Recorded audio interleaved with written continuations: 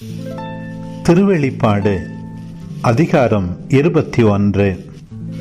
பின்பு நான் புதியதொரு விண்ணகத்தையும் புதியதொரு மண்ணகத்தையும் கண்டேன். முன்பு இருந்த விண்ணகமும் மண்ணகமும் மறைந்துவிட்டன, கடலும் இல்லாமற் போயிற்று. அப்பொழுது புதிய எருசலேம் என்னும் திருநகர் கடவுளிடமிருந்து விண்ணகத்தை விட்டு இறங்கி வர கண்டேன்.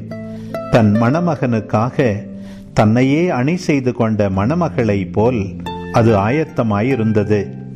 பின்பு விண்ணகத்திலிருந்து எழுந்த பெரும் குரல் ஒன்றை கேட்டேன். அது, இதோ கடவுளின் உறைவிடம் மனிதர் நடுவே உள்ளது. அவர் அவர்கள் நடுவே குடியிருப்பார். அவர்கள் அவருக்கு மக்களாயிருப்பார்கள். கடவுள்தாமே அவர்களோடு இருப்பார். அவரே அவர்களுடைய கடவுளாயிருப்பார். அவர்களுடைய கண்ணீர் அனைத்தையும் அவர் துடைத்து விடுவார்.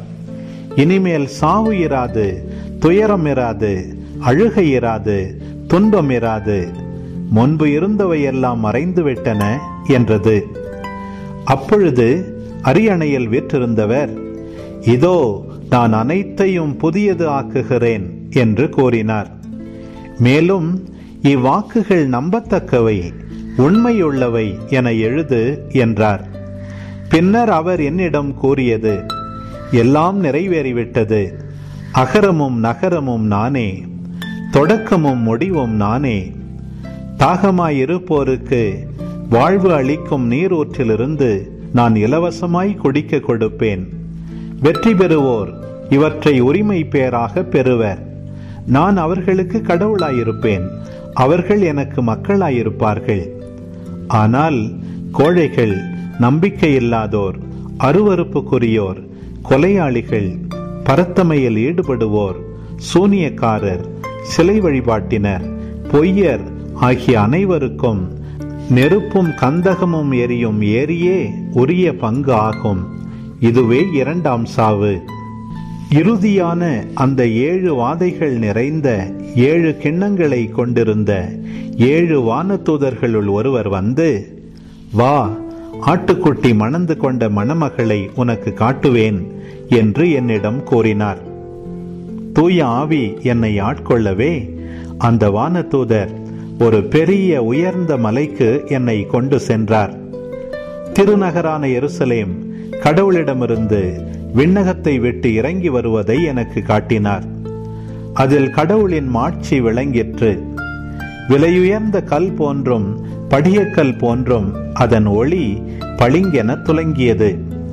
அதை சுற்றி பெரிய உயர்ந்த மதிலும் அதில் 12 வாயில்களும் இருந்தன. வாயில்களுக்கு பொறுப்பாய் 12 வானதூதர்கள் நின்றார்கள். இஸ்ரேல் மக்களுடைய 12 குலங்களின் பெயர்களும் அவ்வாயில்களில் பொறிக்கப்பட்டிருந்தன. கிழக்கே 3, வடக்கே 3, தெற்கே 3, மேற்கே 3மாக அவை அமைந்திருந்தன. நகரின் மதில் 12 அடி கற்களை கொண்டிருந்தது. அவற்றில் ஆட்டுக்குட்டியின் 12 திருத்தூதர்களின் பெயர்களும் எழுதப்பட்டிருந்தன. என்னோடு பேசியவர் நகரையும் அதன் மதிலையும் வாயில்களையும் அளக்கும் பொருட்டு பொன்னாலான ஓர் அளவுகோலை வைத்திருந்தார். அந்நகரம் சதுரமாயிருந்தது. அதன் நீளமும் அகலமும் ஒரே அளவுதான். அவர் அந்த அளவுகோலை கொண்டு நகரை அளந்தார். அதன் அளவு 2400 கிலோமீட்டர். அதன் நீளம், அகலம், உயரம் எல்லாமே ஒரே அளவுதான். பின் அவர் மதிலை அளந்தார். அதன் உயரம் 216 அடி. மனிதரிடையே வழக்கில் இருந்த அளவைகளையே அவரும் பயன்படுத்தினார். அதன் மதில் படிக கற்களால் கட்டப்பட்டிருந்தது. அந்நகரோ தூய்மையான கண்ணாடி போன்ற பசும்பொன்னால் ஆனது. நகர மதிலின் அடிக்கற்கள் விலையுயர்ந்த எல்லாவித கற்களாலும் அணி செய்யப்பட்டிருந்தன. முதலாவது படிகக்கல், 2வது நீலமணி, 3வது பலவண்ண படிகம், 4வது மரகதம், 5வது கோமேதகம், 6வது மாணிக்கம், 7வது பொற்கல், 8வது படிக பச்சை, 9வது புட்பராகம், 10வது வைடூரியம், 11வது பதுமராகம், 12வது சுகந்தி. 12 வாயில்களும் 12 முத்துகளால் ஆனவை. ஒவ்வொரு வாயிலும் ஒவ்வொரு வகையான முத்தால் ஆனது. நகரின் தெரு தெள்ளத் தெளிவான கண்ணாடி போன்ற பசும்பொன்னால் ஆனது.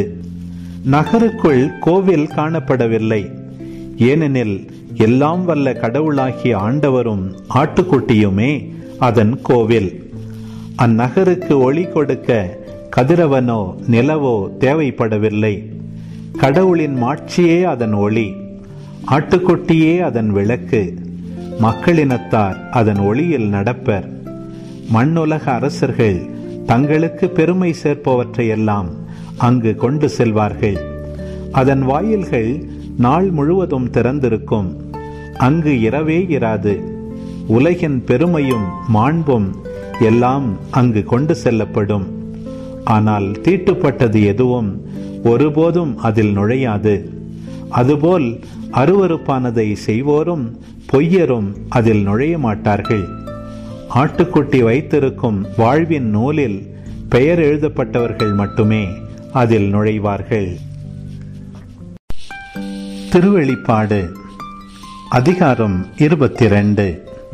பின்பு அந்த வானதூதர் வாழ்வு அளிக்கும் தண்ணீர் ஓடிக்கொண்டிருந்த ஓர் ஆற்றை எனக்கு காட்டினார். அது பளிங்கு போல் ஒளிர்ந்தது. அது கடவுளும் ஆட்டுக்குட்டியும் வீற்றிருந்த அரியணையிலிருந்து புறப்பட்டு நகரின் தெருநடுவே பாய்ந்தோடியது. ஆற்றின் இருமருங்கும் வாழ்வு தரும் மரம் இருந்தது. மாதத்திற்கு ஒரு முறையாக அது ஆண்டுதோறும் 12 முறை கனிகள் தரும். அதன் இலைகள் மக்களினங்களை குணப்படுத்தக்கூடியவை. சாபத்துக்கு உள்ளானது எதுவும் நகரில் இராது. கடவுளும் ஆட்டுக்குட்டியும் வீற்றிருக்கும் அரியணை அங்கு இருக்கும். கடவுளின் பணியாளர்கள் அவரை வழிபடுவார்கள். அவரது முகத்தை காண்பார்கள். அவரது பெயர் அவர்களுடைய நெற்றியில் எழுதப்பட்டிருக்கும். இனி இரவே இராது. விளக்கின் ஒளியோ கதிரவனின் ஒளியோ அவர்களுக்கு தேவைப்படாது. ஏனெனில் கடவுளாகிய ஆண்டவர் அவர்கள் மீது ஒளி வீசுவார். அவர்கள் என்றென்றும் ஆட்சி புரிவார்கள். பின்னர் அந்த வானதூதர் என்னிடம், இவ்வாக்குகள் நம்பத்தக்கவை, உண்மையுள்ளவை, விரைவில் நிகழ வேண்டியவற்றை தம் பணியாளர்களுக்கு காட்டுமாறு இறைவாக்குனரை தூண்டி எழுப்பும் கடவுளாகிய ஆண்டவர் தம் வானதூதரை அனுப்பினார். இதோ நான் விரைவில் வருகிறேன் என்றார். இந்த நூலில் உள்ள இறைவாக்குகளை கடைபிடிப்போர் பேறு பெற்றோர். யோவானாகிய நானே இவற்றையெல்லாம் கண்டேன், கேட்டேன். அப்பொழுது இவற்றை எனக்கு காட்டிய வானதூதரை வணங்கும் பொருட்டு அவருடைய காலடியில் விழுந்தேன். அவரோ என்னிடம், வேண்டாம், உனக்கும் இறைவாக்குனர்களான உன் சகோதரர் சகோதரிகளுக்கும் இந்த நூலில் உள்ள வாக்குகளை கடைபிடிப்போருக்கும் நான் உடன் பணியாளனே. கடவுளை மட்டுமே நீ வணங்க வேண்டும் என்றார். அவர் தொடர்ந்து என்னிடம் பின்வருமாறு கூறினார். இந்த நூலில் உள்ள இறைவாக்குகளை முத்திரையிட்டு வைக்காதே. இதோ காலம் நெருங்கி வந்துவிட்டது. இதற்கிடையில் தீங்கு புரிவோர் தீங்கு புரிந்து கொண்டே இருக்கட்டும். இழுக்கானவற்றை செய்வோர் இழுக்கானவற்றை செய்து கொண்டே இருக்கட்டும். தூயோர் தூய்மையானவற்றை செய்து கொண்டே இருக்கட்டும். இதோ நான் விரைவில் வருகிறேன். அவரவர் செயலுக்கு ஏற்ப அவரவருக்கு நான் அளிக்கவிருக்கின்ற கைமாறு என்னிடம் உள்ளது. அகரமும் நகரமும் முதலும் இறுதியும் தொடக்கமும் முடிவும் நானே. தங்கள் ஆடைகளை துவைத்து கொண்டோர் பேறு பெற்றோர். வாழ்வு தரும் மரத்தின் மீது அவர்களுக்கு உரிமை உண்டு. அவர்கள் வாயில்கள் வழியாக நகருள் நுழைவார்கள். நடத்தை கெட்டோர், சூனியக்காரர், பரத்தமையில் ஈடுபடுவோர், கொலையாளிகள், சிலை வழிபாட்டினர், பொய்மை நாடி அதன்படி நடப்போர் ஆகிய அனைவரும் அதில் நுழைய மாட்டார்கள். திருச்சபைகளுக்காக உங்கள் முன் இவ்வாறு சான்று பகருமாறு இயேசுவாகிய நான் என் வானதூதரை அனுப்பியுள்ளேன். தாவீதின் குலக்கொழுந்தும் வழித்தோன்றலும் நானே. ஒளி படைத்த விடிவெள்ளியும் நானே. தூய ஆவியாரும் ஆட்டுக்குட்டியின் மணமகளும் சேர்ந்து வருக வருக என்கிறார்கள். இதை கேட்போரும் வருக வருக எனச் சொல்லட்டும். தாகமாயிருப்போர் என்னிடம் வரட்டும். விருப்பமுள்ளோர் வாழ்வு தரும் தண்ணீரை இலவசமாய் குடிக்கட்டும். இந்த நூலில் உள்ள இறைவாக்குகளை கேட்போர் அனைவரையும் யோவானாகிய நான் எச்சரிப்பது யாதெனில், இந்த இறைவாக்குகளோடு எதையாவது யாரேனும் சேர்த்தால் இந்நூலில் எழுதப்பட்டுள்ள வாதைகள் அவர்களை வந்தடையுமாறு கடவுள் செய்வார். இந்த நூலில் உள்ள இறைவாக்குகளுள் எதையேனும் யாரேனும் எடுத்துவிட்டால் இந்த நூலில் எழுதப்பட்டுள்ள வாழ்வு தரும் மரத்தினின்றும் திருநகரினின்றும் அவர்களுக்குரிய பங்கை கடவுள் எடுத்து விடுவார். இவற்றுக்கு சான்று பகர்பவர், ஆம், விரைவாகவே வருகிறேன் என்கிறார். ஆமேன். ஆண்டவராகிய இயேசுவே வாரும். ஆண்டவராகிய இயேசுவின் அருள் அனைவரோடும் இருப்பதாக. எபிரேயருக்கு எழுதிய திருமுகம், அதிகாரம் 11. நம்பிக்கை என்பது நாம் எதிர்நோக்கி இருப்பவை கிடைக்கும் என்னும் உறுதி, கண்ணுக்கு புலப்படாதவை பற்றிய ஐயமற்ற நிலை. இந்த நம்பிக்கையால் தான் நம் மூதாதையர் நற்சான்று பெற்றனர்.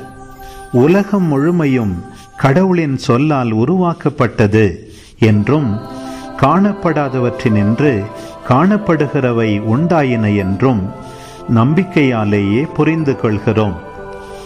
நம்பிக்கையினால்தான் ஆபேல் காயினுடைய பலியை விட மேலான பலியை கடவுளுக்கு செலுத்தினார். அதனால் அவர் நேர்மையானவர் என கடவுளிடமிருந்து நற்சான்று பெற்றார். அவருடைய காணிக்கைகளை குறித்து கடவுளே சான்று பகர்ந்தார்.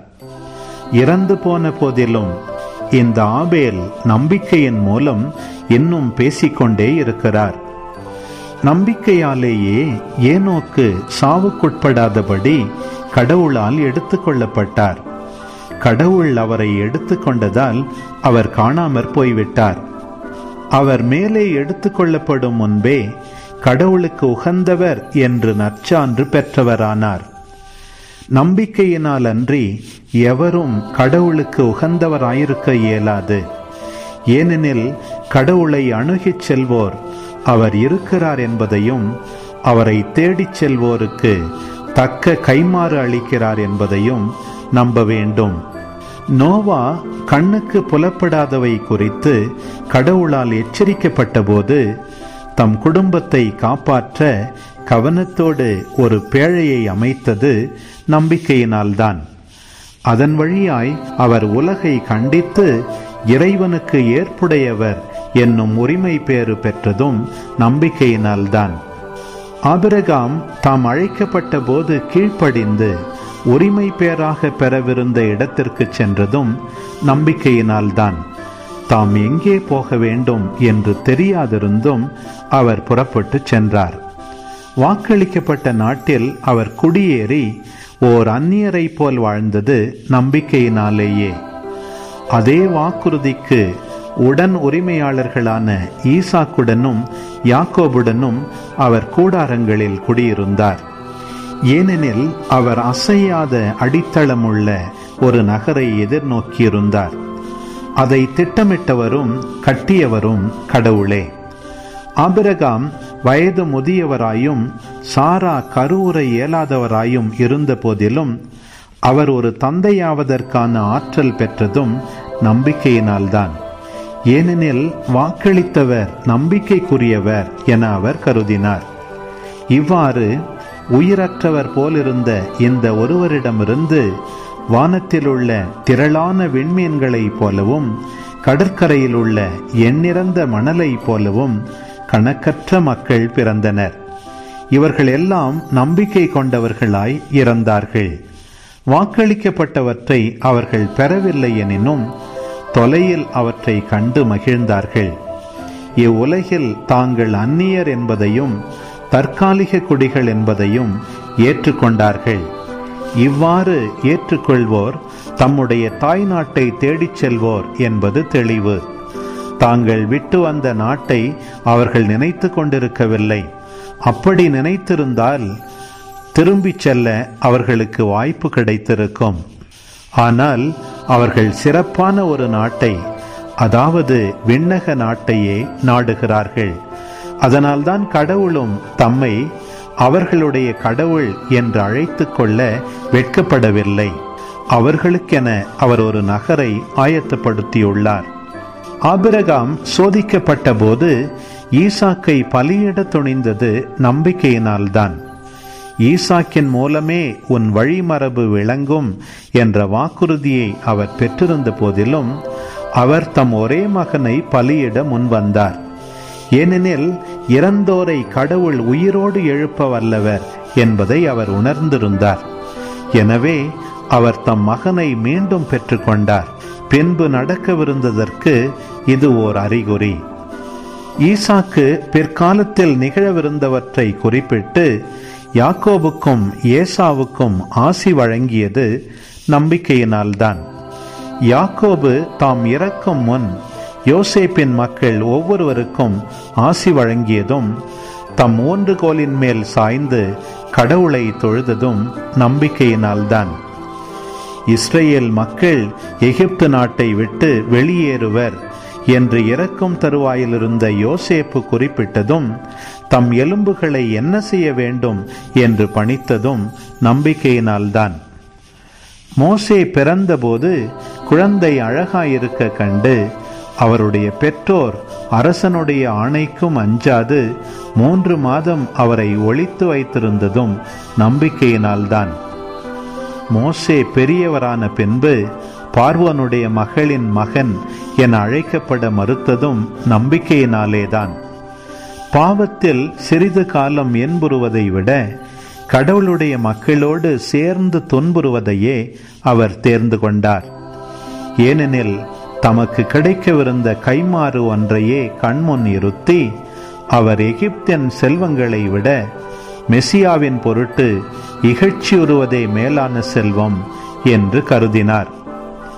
அரசனுடைய சீற்றத்திற்கு அஞ்சாது அவர் எகிப்தை விட்டு வெளியேறியதும் நம்பிக்கையினால்தான். கண்ணுக்கு புலப்படாதவரை கண்ணால் பார்ப்பவர் போன்று உறுதியாயிருந்தார். அவர் பாஸ்காவை கொண்டாடியதும் தலைப்பேரானவர்களை அழிக்க வந்தவன் இஸ்ரேலரை தீண்டாதபடி இரத்தத்தை தெளித்ததும் நம்பிக்கையினால்தான். இஸ்ரேலர் கட்டாந்தரையை கடப்பது போன்று செங்கடலை கடந்து சென்றது நம்பிக்கையினால்தான். ஆனால் எகிப்தியர் அதை கடக்க முயன்றபோது மூழ்கிவிட்டனர். இஸ்ரேலர் 7 நாள் வலம் வந்த பின்னர் எரிகோவின் மதில்கள் விழுந்ததும் நம்பிக்கையினால்தான். விலைமகளான ராக்காபு ஒற்றர்களை நன்கு வரவேற்று கீழ்ப்படியாதவரோடு அழியாது தப்பித்து கொண்டதும் நம்பிக்கையினால்தான். இன்னும் கூற வேண்டுமா? கிதியோன், பாராக்கு, சிம்சோன், இப்தாகு, தாவீது, சாமுவேல் ஆகியோர் பற்றியும் இறைவாக்கினர் பற்றியும் எடுத்துரைக்க எனக்கு நேரமில்லை. நம்பிக்கையினாலேயே இவர்கள் அரசுகளை வென்றார்கள், நேர்மையாக செயல்பட்டார்கள், கடவுள் வாக்களித்தவற்றை பெற்றார்கள், சிங்கங்களின் வாய்களை அடைத்தார்கள், தீயின் கொடுமையை தணித்தார்கள், வாழ்முனைக்கு தப்பினார்கள், வலுவற்றவராயிருந்தும் வலிமை பெற்றார்கள், போரில் வீரம் காட்டினார்கள், மாற்றார் படைகளை முறியடித்தார்கள். பெண்கள் இறந்த தம் உறவினரை உயிர்த்தெழுந்தவராய் பெற்று கொண்டார்கள். உயிர்த்தெழுந்து சிறப்புறும் பொருட்டு சிலர் விடுதலை பெற மறுத்து வதையுண்டு மடிந்தனர். வேறு சிலர் ஏளனங்களுக்கும் கசையடிகளுக்கும் ஆளாயினர். விலங்கிடப்பட்டு சிறையில் கூட அடைக்கப்பட்டனர். சிலர் கல்லெறிப்பட்டனர், 2ஆக அறுக்கப்பட்டனர், வாளுக்கு இரையாகி மடிந்தனர். செம்மறியின் தோலையும் வெள்ளாட்டு தோலையும் போர்த்து கொண்டு அலைந்து திரிந்தனர். வறுமையுற்று வாடினர், துன்புறுத்தப்பட்டனர், கொடுமைக்கு உள்ளாயினர்.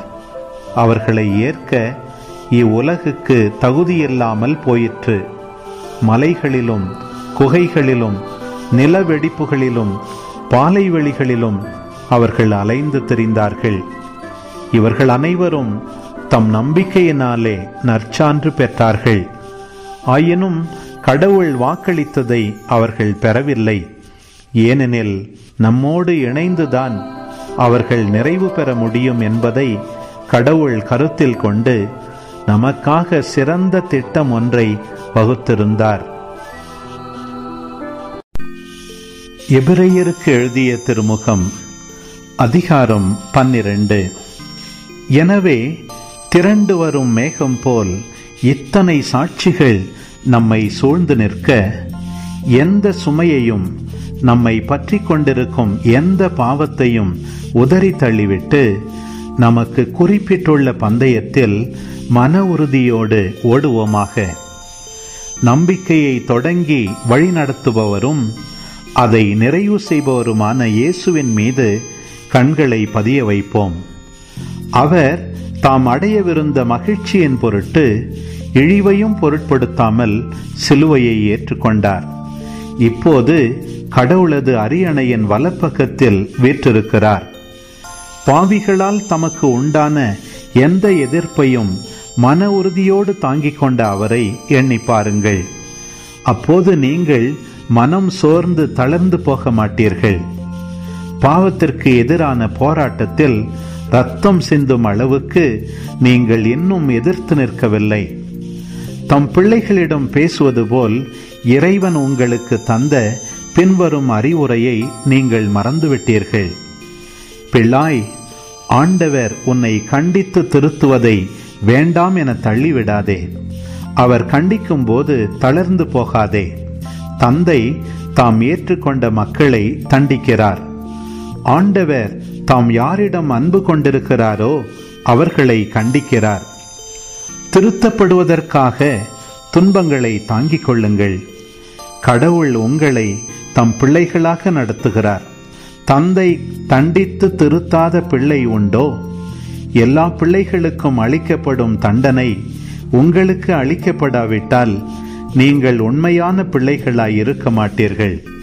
முறை தவறி பிறந்த பிள்ளைகளாகவே இருப்பீர்கள். இவ்வுலக தந்தையர் நம்மை தண்டித்து திருத்தினார்கள். நாமும் அவர்களுக்கு மதிப்பு கொடுத்து வந்தோம். அவ்வாறாயின் விண்ணக தந்தைக்கு நாம் எவ்வளவோ பணிந்து வாழ வேண்டுமன்றோ?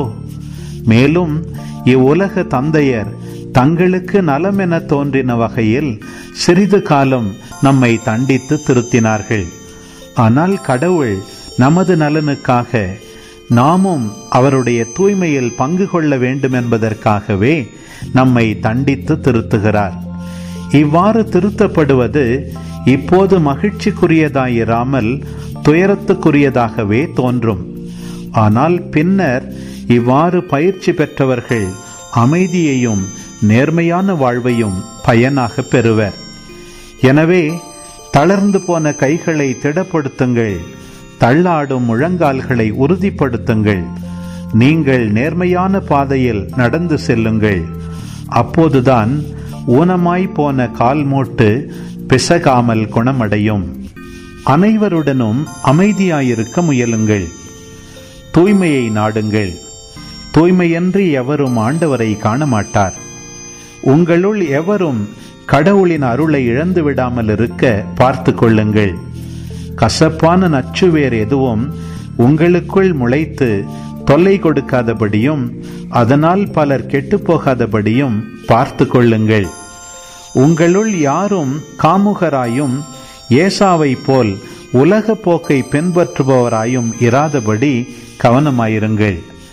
இந்த ஏசா ஒரே ஒரு வேளை உணவுக்காக தம் தலைப்பேற்று உரிமையை விற்று போட்டார். பின்னர் அவர் தமக்குரிய ஆசியை உரிமை பேராக்கிக் கொள்ள விரும்பியும் அது அவருக்கு கிடைக்கவில்லை. கண்ணீர் சிந்தி அதை நாடியும் அந்நிலையை மாற்ற வாய்ப்பு ஏதும் கிட்டவில்லை. இது உங்களுக்கு தெரியும் அல்லவா? நீங்கள் வந்து சேர்ந்திருப்பது தொட்டுணரக்கூடிய தீப்பற்றி எரிகின்ற இருள் சூழ்ந்த மந்தாரமான சுழல் காற்று வீசுகின்ற சீனாய் மலை அல்ல. அங்கு எக்காலம் முழங்கிற்று. பேசும் குரல் ஒன்று கேட்டது. அக்குரலை கேட்டவர்கள் அதற்கு மேல் தங்களோடு அது ஒரு வார்த்தை கூட பேச வேண்டாம் என்று கேட்டுக்கொண்டார்கள். ஏனெனில் இம்மலையை கால்நடை தொட்டால் கூட அதை கல்லால் எறிந்து கொள்ள வேண்டும் என்று அக்குரல் கொடுத்த கட்டளையை அவர்களால் தாங்கிக் கொள்ள முடியவில்லை. நான் அஞ்சி நடுங்குகிறேன் என்று மோசேயே சொல்லும் அளவுக்கு அக்காட்சி அச்சம் விளைவித்தது. ஆனால் நீங்கள் வந்து சேர்ந்திருக்கும் சீயோன் மலை வாழும் கடவுளின் நகர், விண்ணக எருசலேம். அதனை பல்லாயிரக்கணக்கான வானதூதர் சூழ்ந்துள்ளனர். விண்ணகத்தில் பெயர் எழுதப்பட்டுள்ள தலைப்பேரானவர்களின் திருச்சபை விழா கூட்டம் என அங்கே கூடியுள்ளது. நிறைவு பெற்ற நேர்மையாளர்களோடு சேர்ந்து அனைவருக்கும் நடுவரான கடவுள் முன்னிலையிலும் புதியதோர் உடன்படிக்கையின் இணைப்பாளராகிய இயேசுவின் முன்னிலையிலும் நிற்கிறீர்கள். ஆபேலின் இரத்தத்தை போலன்றி சிறந்த முறையில் குரல் எழுப்பும் இயேசுவின் இரத்தத்தினால் தெளிக்கப்பட்டிருக்கிறீர்கள். எனவே கடவுளின் வார்த்தைக்கு செவிசாய்க்க மறுத்துவிடாதபடி பார்த்து கொள்ளுங்கள். இவ்வுலகில் அவரது எச்சரிக்கைக்கு செவிசாய்க்க மறுத்தவர்கள் தண்டனைக்கு தப்பவில்லை. அவ்வாறெனில் விண்ணுலகிலிருந்து பேசுபவரை புறக்கணித்தால் நாம் எவ்வாறு தப்பித்துக் கொள்ள முடியும்? அவருடைய குரல் அன்று மண்ணுலகை அதிரச் செய்தது. இப்பொழுது அவர் இன்னும் ஒரு முறை மண்ணுலகை மட்டுமல்ல விண்ணுலகையும் நடுக்கமுறச் செய்வேன் என்று உறுதியாக வாக்களித்துள்ளார். இன்னும் ஒரு முறை என்பது அதிர்பவை யாவும் படைக்கப்பட்டவை என்னும் முறையில் அகற்றப்படும் என்பதை எடுத்து காட்டுகிறது. அப்போது அசையாதவையே நிலைத்து நிற்கும். ஆதலின் அசைக்க முடியாத அரசை பெற்றுக்கொண்ட நாம் நன்றியுள்ளவர்களாயிருப்போம். நன்றியுணர்வோடும் இறைப்பற்றோடும் அச்சத்தோடும் கடவுளுக்கு உகந்த முறையில் அவருக்கு வழிபாடு செய்வோம். ஏனெனில் நம் ஆண்டவர் அழிக்கும் நெருப்பு போன்றவர். எபிரேயருக்கு எழுதிய திருமுகம் அதிகாரம் 13. சகோதர அன்பில் நிலைத்திருங்கள். அந்நியரை வரவேற்று விருந்தோம்ப மறவாதீர்கள். இவ்வாறு விருந்தோம்பியதால் சிலர் தாங்கள் அறியாமலே வானதூதர்களை மகிழ்ச்சிப்படுத்தியதுண்டு. சிறைப்பட்டவர்களோடு நீங்களும் சிறைப்பட்டிருப்பதாக எண்ணி அவர்களை நினைத்து கொள்ளுங்கள். துன்புறக்கூடிய உடல் உங்களுக்கும் உள்ளதால் துன்புறுத்தப்படுபவர்களை மறவாதீர்கள். திருமணத்தை அனைவரும் உயர்வாக மதியுங்கள். மணவரை படுக்கை மாசூராமல் இருக்கட்டும். காமுகரும் விபச்சாரத்தில் ஈடுபடுவோரும் கடவுளின் தீர்ப்புக்கு ஆளாவர். பொருளாசையை விலக்கி வாழுங்கள். உள்ளதே போதும் என்றிருங்கள். ஏனெனில் நான் ஒருபோதும் உன்னை கைவிட மாட்டேன், உன்னை விட்டு விலக மாட்டேன் என்று கடவுளே கூறியிருக்கிறார். இதனால் நாம் துணிவோடு, ஆண்டவரே எனக்கு துணை, நான் அஞ்ச மாட்டேன், மனிதர் எனக்கு எதிராக என்ன செய்ய முடியும் என்று கூறலாம். உங்களுக்கு கடவுளின் வார்த்தையை எடுத்துச் சொன்ன உங்கள் தலைவர்களை நினைவு கூறுங்கள். அவர்களது வாழ்வின் நிறைவை எண்ணி பார்த்து நீங்களும் அவர்களைப் போல நம்பிக்கையுடையவர்களாயிருங்கள். இயேசு கிறிஸ்து நேற்றும் இன்றும் என்றுமே மாறாதவர். பல்வேறு வகை நூதனமான போதனைகளால் கவரப்படாதீர்கள். உணவு பற்றிய விதிகளை கடைபிடித்தல் அல்ல, அருளினால் உள்ளத்தை உறுதிப்படுத்தலே சிறந்தது. உணவு விதிகளை கடைபிடித்தவர்கள் எப்பயனும் அடைந்ததில்லை. நமக்கு ஒரு பலிபீடம் உண்டு. அதில் படைக்கப்பட்டவற்றை உண்பதற்கு கூடாரத்தில் திருப்பணி செய்கிறவர்களுக்கு உரிமையில்லை. விலங்குகளின் இரத்தத்தை பாவம் போக்குவதற்கென தலைமை குரு தூயகத்திற்குள் எடுத்துச் செல்கிறார். ஆனால் அந்த விலங்குகளின் உடல்கள் பாளையத்திற்கு வெளியே சுட்டெரிக்கப்படுகின்றன. இதனால்தான் இயேசுவும் தம் சொந்த இரத்தத்தால் மக்களை தூயவராக்க நகர வாயிலுக்கு வெளியே துன்புற்றார். ஆகவே நாமும் அவருக்கு ஏற்பட்ட இகழ்ச்சியில் பங்கு கொண்டு பாளையத்தை விட்டு வெளியேறி அவரிடம் செல்வோம். ஏனெனில் நிலையான நகர் நமக்கு இங்கே இல்லை. வரப்போகும் நகரையே நாம் நாடிச் செல்கிறோம். ஆகவே அவர் வழியாக எப்போதும் நாம் கடவுளுக்கு புகழ்ச்சி பலியை செலுத்துவோமாக. அவருடைய பெயரை அறிக்கையிடுவதன் வழியாக நம் உதடுகள் செலுத்தும் காணிக்கையே இப்புகழ்ச்சி பலியாகும். நன்மை செய்யவும் பகிர்ந்து வாழவும் மறவாதீர்கள். இவ்வகை பலிகளே கடவுளுக்கு உகந்தவை. உங்கள் தலைவர்களுக்கு கீழ்ப்படியுங்கள், அவர்களுக்கு பணிந்திருங்கள். அவர்கள் உங்களை பற்றி கணக்கு கொடுக்க வேண்டியிருப்பதால் உங்கள் நலனில் விழிப்பாயிருக்கிறார்கள். இப்பணி அவர்களுக்கு மகிழ்ச்சியுள்ளதாயிருக்கும்படி நடந்து கொள்ளுங்கள். அவர்களுக்கு மன துயர் தராதீர்கள். அவர்களுடைய துயரம் உங்களுக்கு நலம் பயக்காது. எங்களுக்காக இறைவனிடம் வேண்டுங்கள். நாங்கள் நல்ல மனச்சான்று கொண்டுள்ளோம் என உறுதியாக நம்புகிறோம். அனைத்திலும் நன்னடத்தை உடையவர்களாய் இருக்கவே விரும்புகிறோம். உங்களிடம் நான் மீண்டும் விரைவில் வந்து சேரும்படி நீங்கள் இறைவனை வேண்ட உங்களை வருந்தி கேட்டுக்கொள்கிறேன். என்றுமுள்ள உடன்படிக்கையின் இரத்தத்தால் ஆடுகளின் பெரும் ஆயரான நம் ஆண்டவர் இயேசுவை இறந்தோரிடமிருந்து எழுப்பியவர் அமைதியை அருளும் கடவுளே. அவர் தம் திருவுளத்தை நீங்கள் நிறைவேற்றும்படி எல்லா நன்மையும் செய்வதற்கு உங்களை ஆயத்தப்படுத்தி இயேசு கிறிஸ்து வழியாக தமக்கு உகந்ததை நம்மேல் செய்தருள்வாராக. இயேசு கிறிஸ்துவுக்கே என்றென்றும் மாட்சி உரித்தாகுக. ஆமேன். சகோதர சகோதரிகளே, நான் உங்களுக்கு கூறும் இந்த அறிவுரையை பொறுமையோடு ஏற்றுக்கொள்ளும்படி உங்களை கேட்டுக்கொள்கிறேன். சுருக்கமாகவே உங்களுக்கு எழுதியுள்ளேன். நம் சகோதரர் திமோத்தேயு விடுதலை பெற்றுவிட்டார். அவர் விரைவில் வந்து சேர்ந்துவிட்டால் அவரோடு நான் உங்களை வந்து பார்ப்பேன் என்பதையும் தெரிவித்துக் கொள்கிறேன். உங்கள் தலைவர்கள் அனைவருக்கும் இறைமக்கள் யாவருக்கும் வாழ்த்து கூறுங்கள். இத்தாலியா நாட்டிலிருந்து இங்கே வந்திருப்போர் உங்களுக்கு வாழ்த்து கூறுகின்றனர். இறை அருள் உங்கள் அனைவரோடும் இருப்பதாக.